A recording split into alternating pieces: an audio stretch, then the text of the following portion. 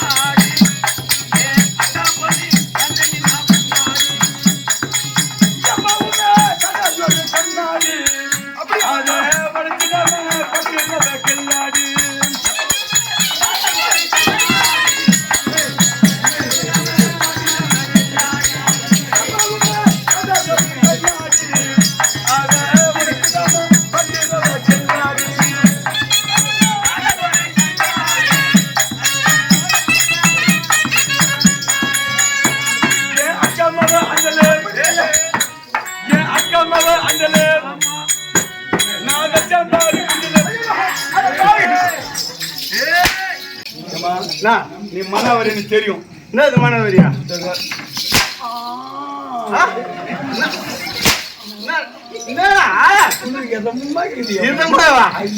மேல ஊத்துனா ஒண்ணு எதமா இருக்கும். மேல நீ மேல வச்சுக்கோ கீழே வச்சுக்கோ. ஆனா நான் முக்கி முயற்சி வச்சுக்கோ. முக்கி முன்னாடி விநாயகனே வினை இப்பவனே பிள்ளையார போட்டுக்கணும். சத்தியமா சொல்றேன். ஆனா உன்னை பார்த்தாக்கா அந்த இந்துக்கார பொண்ணு மாதிரியே கிடையாமா நீ. அப்படியே தெரியுது. ஐயா உனக்கு மேலையும் பெருசாகுது கீழும் பெருசாகுது. மூஞ்சிமா என்னடா ஏதோ உங்க அடியா அடியா இன்னொன்னு நீ சொல்ல அடினா ஒண்ணு ஒண்ணு அடியா ஒண்ணுதான் ஏன்னு கேளு. உள்ள ஒரே நம்சல இருந்தது. நீ அடிங்க மட்டுமே அடிங்க போச்சு. அடிங்க போச்சா அடங்கும்.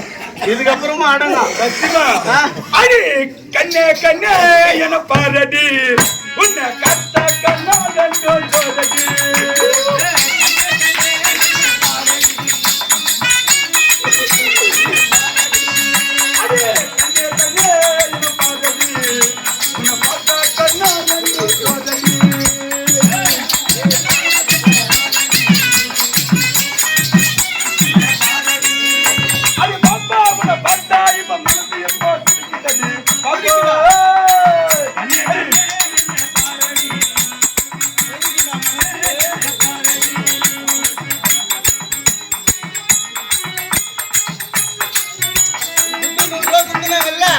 அதனால மனசு துடிக்குதான் செய்யும். கொடுத்தனால அதனால துடிதானே செய்யும். உனக்கு கொத்ததான் கொத்தனா நான் பெஸ்டா குத்துன ஒரு கோடுங்க உடகத்தை தான் கொடுப்பாரு. சேர்த்து வர கொடுப்பாங்களா? இன்னும் நல்லா பண்ணு. இன்னும் எல்லாம் எடுத்தாந்து கொடுப்பாங்க. அப்படி போலாமா? எங்க பண்ண நீ அப்படி போலாமா?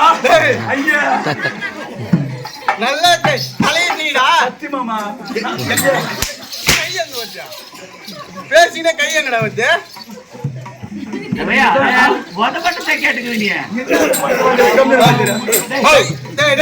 மறுபடியும் கையங்க வருது. எனக்கு வச்சாதான் பேச்சே வரும். கைங்க வச்சுக்கோ.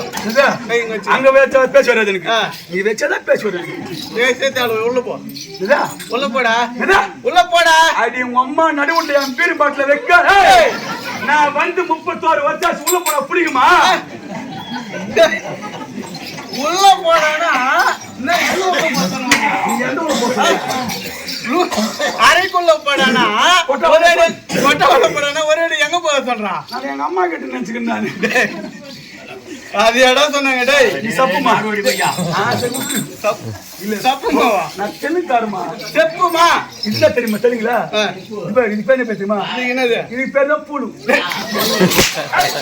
புஷ்பம். புஷ்பம் கங்கட்டி முண்டை. இது பேர் பூலு. டேய் டேய் அது உன் பாஷையே வேணாம். தெலுங்குல அதெல்லாம் வேணாம் இருக்கட்டும். சத்தியமாயமா அது பேரே பூல் தான். உன்னை பார்த்து தெரியுமா? இது எப்படி இருக்கு? சல்லி ராஜா வசந்த மாமா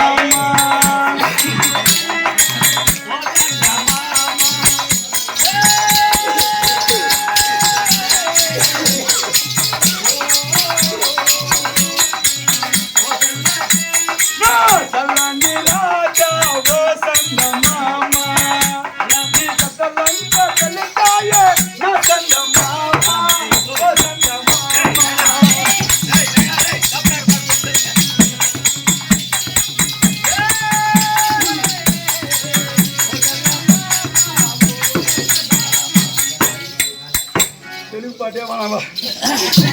ஏண்டா நான் தெலுங்கு நான் பார்த்ததில்ல. நான் பாட வேணா இருக்கட்டும். இது சத்தியமா கையா நீங்க தூங்கி நிக்கிறது. நீ யாரு? நான் யார் தெரியுமா? சொல்லுமா. சொல்லுமா. அப்படியே அங்கேயே நில்லுங்க வேணா. முந்தைய எனக்கு ரொம்ப பிடிச்சிருக்குது உன் மூஞ்சி. இருக்கட்டும். நீ பேசவே வேணாம். அங்கே ஆண்டு இருக்கக்கூடிய கண்ணமகரை இருக்கின்ற நல்லவா அவருடைய மனைவி யார்? என்ன எதுக்கு இப்ப காலில் விழுந்தா? அவன் பாட்டு சொன்னியா? அவங்க பொண்டாட்டி யாருன்னு தான் கேட்டேன். அவங்க பொண்டாட்டின்னு சொல்ல நானு. அவங்க மனைவி மாதிரி இருக்கின்ற அல்லவா மனைவி. மனைவிடா பொன்னூரி அம்மா. ஆமா பொன்னூரி அம்மாவுடைய தோழி பெண் தானே நானு. தாசி பொண்ணாடி நீயா? தாதி பெண்ணா நீயா? ஆமாண்டா. சரி அம்மா பொண்ணு சொன்னாங்க. வராது தாதி பெண்ன்றா. தாசி பொண்ணு. தாசினா வேற அர்த்தம்டா. தாதி தலையெழுத்து இருந்தாலும் அம்மா உன்னோட வர போய் கட்டின வராது. எனக்கு ஒரு மாதிரி இருக்குது. மாத்தின்னு வரேன். என்னுடைய பேர் என்ன தெரியுமா? என்னுடைய பேர் Sundaram. Sundaram. My name is Sundaram. ஆமா நோ ப்ராப்ளம். எனக்கு அது பிடிக்கல. சரி வேற நல்லா சொல்லு உன் பேர். டேய் உனக்காக பேரை மாத்தி வைக்க முடியாது. என் பேர் பிடிச்சா சொல்லு. உன் பேர் நீ சொன்னியா? ஆமா என் பேர் தெரியுமா? உன் பேர் என்ன? My name is Kunjumani. அப்படிலாம் பேர் வச்சுட்டாங்க. குஞ்சு வச்சுக்கோ இல்ல மணி வச்சுக்கோ. எதுவுமே வேணா மணின்னு வச்சுக்கிறா. அம்மா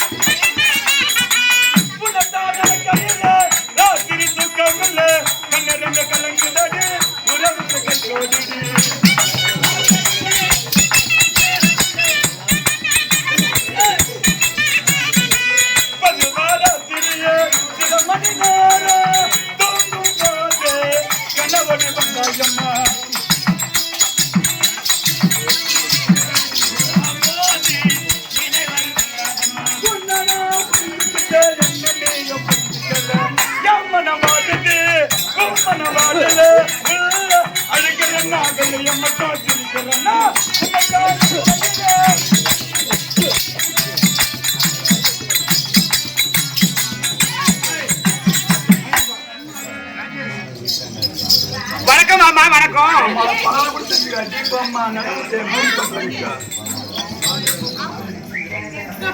போலமா என்னடியா கொடுக்க சொன்னாங்க கொடுத்தேன்.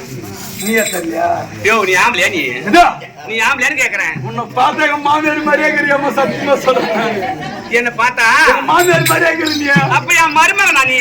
ஐயோ ஐயோ மருமகனே உங்க அம்மா மரியாதை கட்டுக்கோ தெரிஞ்சுக்க மருமகன் ஏண்டா இல்ல ஏதோ அச்சுட்டு காப்பதுக்கு மாமியார் வந்து மாமியார் எனக்கு மருமகன் தீபம்மா கோடி என்ன மாமியாருன்னு சொல்லிட்டேன். என்ன மாமியார் தான் சொன்னேன். நான் ஒத்துக்க மாட்டேன் நான் எங்க ஒத்துக்க மாட்டேன். அது நான் ஒத்துக்க மாட்டேன் ஒரு தொட்டு பேசாம இருக்க முடியாதா உன்னால? ஏமா என்ன இப்போ பிளக் போட்டாதான் கரெக்ட் வரும். ஆமா. அவங்க வச்சாதான் நீ பேச்சு வரும்.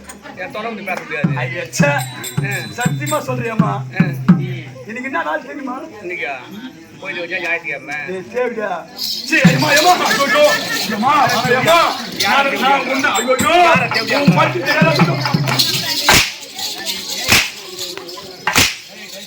கொழுப்பா தேவனுக்கு. ஏய் அவங்களும் வராது இவங்க போறேன்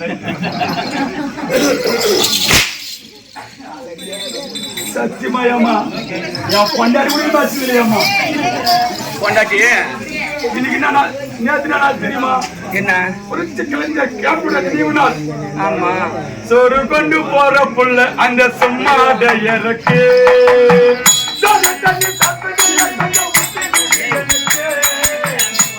கொண்டு போற புள்ள அந்த சும்மாட எனக்கு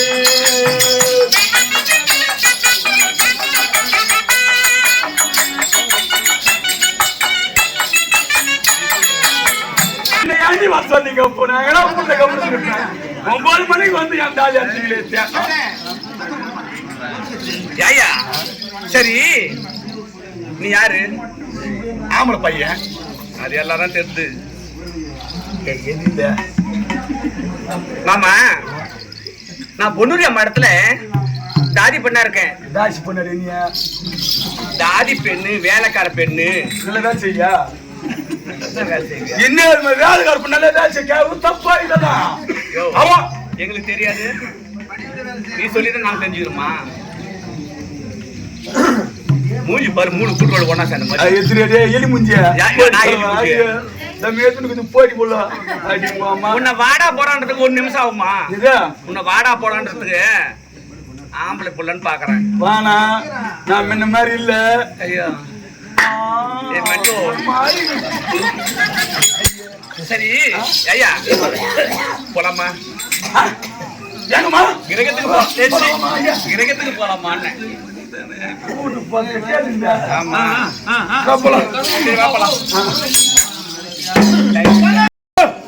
என்னுடைய மனைவிக்காக சொல்லவில்லை என்றாலும் சரி இந்த அவையில் உள்ள குரு பெரியோர் தாய் தந்தை மார்களுக்கு தெள்ள தெளிவாக சொல்ல வேண்டும். உண்மைதான். சூரஜான மகாராஜன் என்று சொல்லக்கூடிய அரசர் ஆமா அன்னவருக்கு வசுதேவர் ஆமா 4 குழந்தைகள். சரி 3 பெண் குழந்தை ஒரு ஆண் குழந்தை ஆமா. அன்னவரின் தாயாதியாம் குந்தி போஜராஜன். சரி அன்னவருக்கு புத்திர சந்தானம் இல்லையா? ஆமா. புத்திர சந்தானம் இல்லாத குந்தி போஜராஜன் சூரஜான மகாராஜனிடம் சென்று அரசே எனக்கு வாரிசு இல்லை. உன்னுடைய 3 பெண் குழந்தையில் 1 குழந்தை தத்தா கொடுங்கள். எடுத்து சென்று வளர்த்து என்னுடைய நாட்டுக்கு வாரிசாக்குகின்றேன் என்று கேட்டாராம். ஆமா. சூரசேன மகாராஜன் மறுவார்த்தை பேசாமல் ஏதாவது ஒரு குழந்தையை நீங்களே தேர்ந்தெடுத்துக் கொள்ளுங்கள் என்று சொல்ல முதல் குழந்தையாம் பிரியத்தா என்று சொல்லக்கூடிய குழந்தை அந்த குழந்தையை கொண்டு வந்து குந்தி என்ற நாமதேயத்தை சூட்டி சீரோடும் சிறப்போடு வளர்த்து வருகின்றாராம் குந்தி போஜராஜன். அப்படி வளர்த்து வருகின்ற காலத்தில் தூர்வாசர் என்று சொல்லக்கூடிய ஒரு மகா முனிவர் அந்த குந்தி போஜ நாட்டுக்கு யாகம் செய்ய வந்தாராம். சரி. குந்தி போஜராஜனை அணுகி அரசே உன்னுடைய நாட்டில் நான் ஒரு யாகம் செய்ய போகின்றேன். அந்த யாகத்தால் உன்னுடைய நாடு வளம் பெறும். சரி. ஆகையால் யாகத்துக்குண்டான பொருளை நீங்கள் தர வேண்டும். அதோடு எனக்கு பணிவிடை செய்ய ஒரு ஆள் வேண்டும் என்று கேட்டாராம். குந்தி போஜராஜன் யோசனை செய்தார். அன்னவர் கேட்ட பொன் பொருளை கொடுத்து அன்னவருக்கு பணிவிடை செய்ய தன்னுடைய வளர்ப்பு மகள் குந்தியை ஆளாக விட்டாராம். சரி. அந்த குழந்தை குந்தி ஆனவள் 7 வயது சிறுமி. ஆமா. அந்தவள் பணிவிடை எப்படி செய்தாலாம் தெரியுமா? எப்படி? முனிவர் என்ன மனதில் நினைக்கின்றாரோ சரி அதை வாய்விட்டு கேட்காம முன்னமே கொண்டு வந்து கொடுப்பாளாம். குறிப்பறிந்து இதைதான் கேட்க போகின்றார் என்று தெரிந்து அந்தவர் கேட்காம முன்னமே கொண்டு வந்து கொடுப்பாளாம். இப்படி கொடுத்து கொடுத்து கொடுத்து யாகத்தை நிறைவேற்றினாள். யாகமானது நிறைவேறியது.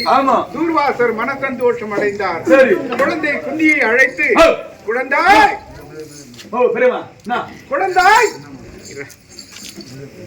செய்யவில்லை. ஆமா, எத்தனையோ சீடர்கள் பணிவிடை செய்தார்கள். சரி, நான் ஒன்று கேட்க, அன்னவர் வேறு ஒன்று கொண்டு வந்து தர, சரி, என்னுடைய கோப மிகுதியால் யாகம் தடைபடும். ஆமா, ஆகையால் அந்த கோபத்துக்கே சரி வேலை இல்லாமல் செய்த நீ, ஆமா, இவ்வளவு அழகாக பணிவிடை செய்த உனக்கு சரி ஏதாவது வரம் தர வேண்டும் என்ற எண்ணத்தில் இருக்கின்றேன். ஆமா ஆமா, உனக்கு என்ன வர வேண்டும் கேள் குழந்தாய் என்று தெரிவித்தாளாம். சரி, அந்த தூர்வாசர் சொன்னவுடன் குழந்தை குந்தியானவள் 7 வயது சிறுமியாக இருந்தாலும் ஆமா புத்தி சாதுரியம் உடையவள். ஐயா, நான் கேட்டு நீங்கள் தருவதா? ஆமா, நீங்கள் எது கொடுத்தாலும் சம்மதமே என்று தெரிவித்தாளாம். சரி, அந்த தூர்வாசர் வருங்காலம், ஆமா, நிகழ்காலம், சரி, கடந்த காலம், ஆமா, 3 காலத்தை அறியக்கூடிய தவ வல்லமை உடையவர். இந்த குழந்தை வருங்காலத்தில் எப்படி வாழப் போகின்றாள் என்பதை அன்னவர் தவ வல்லமையால் அறிந்து கொண்டார். சரி, இந்த குழந்தை வருங்காலத்தில் புத்திர சந்தானம் இல்லாமல் வாழப் போகின்றாள். சரி, நமக்கு பணிவிடை செய்த இந்த குழந்தைக்கு புத்திர சந்தானம் உண்டாகும்படியான வரத்தை தர வேண்டும் என்று யோசனை செய்து 5 மந்திர உபதேசங்களை செய்தாராம். சரி, சூரிய வசிய மந்திரம், ஆமா, யம வசிய மந்திரம், சரி, வாயு வசிய மந்திரம், ஆமா, இந்திர வசிய மந்திரம், அஸ்வினி தேவாதி வசிய மந்திரம். சரி, இப்படி 5 வசிய மந்திரங்களை உபதேசம் செய்தவர். குழந்தாய், இந்த மந்திரங்கள் நீ கணவனோடு வாழ்கின்ற காலத்தில் பயன்படும் என்று தெரிவித்து விட்டு அதன் விளக்கத்தை சொல்லாமலே சென்று விட்டார். சரி, குழந்தை குந்தி ஆனவள் ஒரு நாள் இரவு நேரம் நாம தூர்வாசருக்கு பணிவிடை செய்தோம். ஏதோ மந்திர உபதேசம் செய்தார். அந்த மந்திரத்தை பரிசோதிக்க வேண்டுமே என்று எண்ணம் ஏற்பட்டு இரவு நேரத்தில் முதல் மந்திரமாக விளங்கக்கூடிய சூரிய வசிய மந்திரத்தை உச்சரித்தாளாம். அப்படி உச்சரித்தவுடன் சூரிய பகவான் ஆனவர் ஒரு அழகிய வாலிபர் உருவம் தாங்கி குழந்தை முன்பு தோன்றினாராம். சரி, குழந்தைக்கு உடலெல்லாம் நடுக்கம் ஏற்பட்டு விட்டதாம். காரணம் என்னடா இது? விளையாட்டாக ஒரு மந்திரத்தை உச்சரித்தோம். ஆமா, யாரோ ஒரு யவன புருஷர் நம் கண்முன்பாக நிற்கின்றாரே, என்ன விபரீதம் நேருமோ சரி என்று பயத்தோடு நிற்கின்றாள். ஆமா, வாலிபர் உருவத்தில் வந்த சூரிய பகவான் ஆனவர், குழந்தாய், நீ உச்சரித்த மந்திரத்தின் மகிமை உனக்கு தெரியுமோ தெரியாதோ? இந்த மந்திரத்தை உச்சரிப்பவர் யாராக இருந்தாலும் அன்னவருக்கு என்னுடைய அனுகிரகத்தால் ஒரு புத்திர சந்தானத்தை உண்டாக்க வேண்டும். ஆமா, அப்படி உண்டாக்க தவறினால் தூர்வாசர் சாபத்துக்கு நான் ஆளாவேன் என்று தெரிவித்தாராம். குழந்தை குந்தியானவள், ஐயா, இதன் விளக்கம் தெரியாமல் உச்சரித்து விட்டேன்.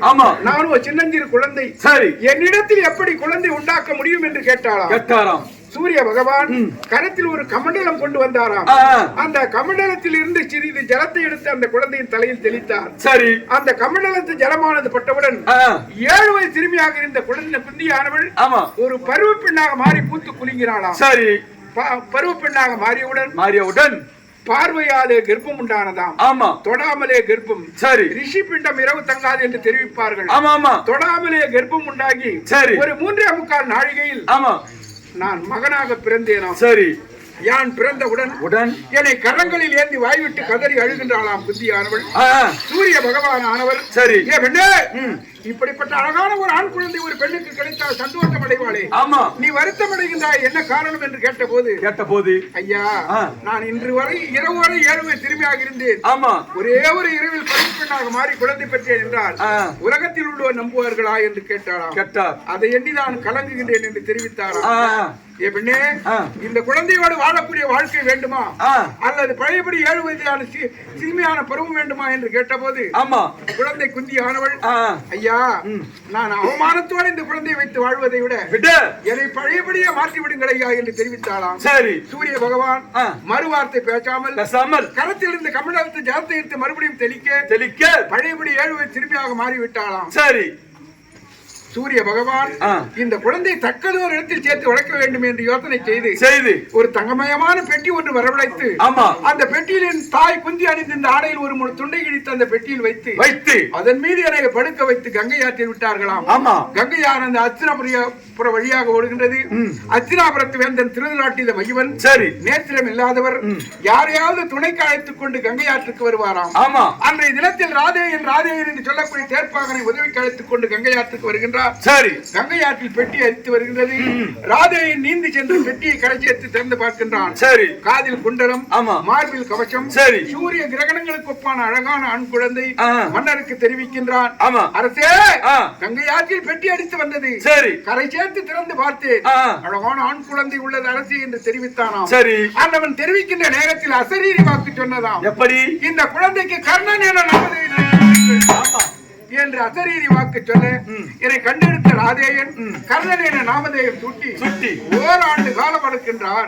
ஒரு நாள் மதிய உணவு நேரம் மன்னருக்கு என்ன எண்ணம் தோன்றியதோ என்னுடைய வளர்ப்பு தந்தை ராதேயனை அழைத்து ராதேயா, ஓராண்டு காலத்துக்கு முன்பாக ஒரு குழந்தை கண்டெடுத்து வளர்த்து வருகின்றார் அல்லவா, அதை கொண்டு வந்து என் முன்பாக விடு, எனக்கு ஒரு நேத்திரம் இல்லை, இருந்தாலும் அந்த குழந்தையை நான் தொட்டு உணர வேண்டும் என்று சொல்ல என்னுடைய வளர்ப்பு தந்தை ராதேயன் ஓடோடி சென்று கிரகத்தில் விளையாடி கொண்டிருந்த என்னை கொண்டு வந்து அரண்மனை அருகாமல் விட்டாராம்.